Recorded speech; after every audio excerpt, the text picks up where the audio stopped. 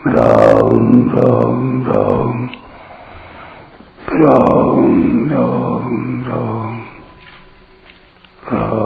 राम राम नारायण नारायण। मूढग्राहेणात्मनो यत् पीडया क्रियते तपः परस्योत्साधनार्थं वा तत्तामसमुदाहृतम्।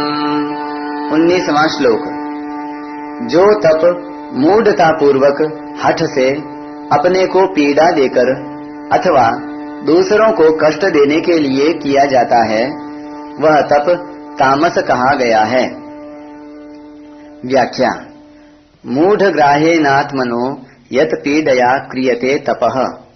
तामस तप में मूढ़ता पूर्वक आग्रह होने से अपने आप को पीड़ा देकर तप किया जाता है।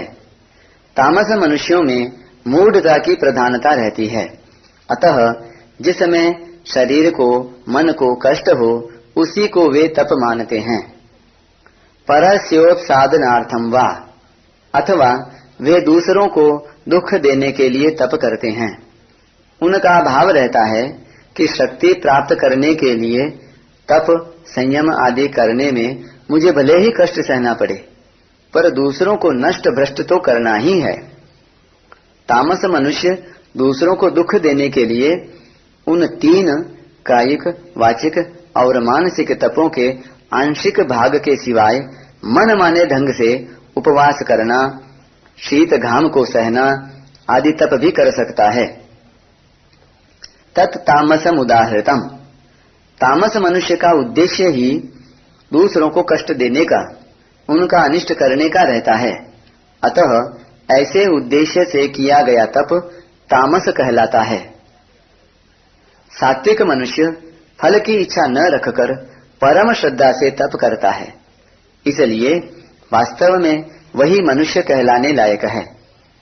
राजस मनुष्य सत्कार, मान, पूजा तथा दंभ के लिए तप करता है, इसलिए वह मनुष्य कहलाने लायक नहीं है, क्योंकि सत्कार, मान आदि तो पशु पक्षियों को भी प्रिय लगते हैं और वे बेचारे दंभ भी नहीं करते।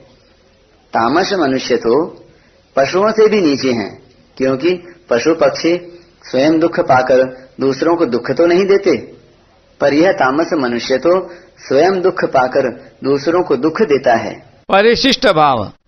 मूढ़ ग्राहेण में तो शुद्ध तमोगुण है, पर परस्योत्साधनार्थम में रजोगुण मिला हुआ है। मूढ़ता तमोगुण है और स्वार्थ भाव क्रोध आदि राजस हैं। क्रोध रजोगुण से पैदा होकर तमोगुण में चला जाता है। क्रोधात् भवति सम्मोहः।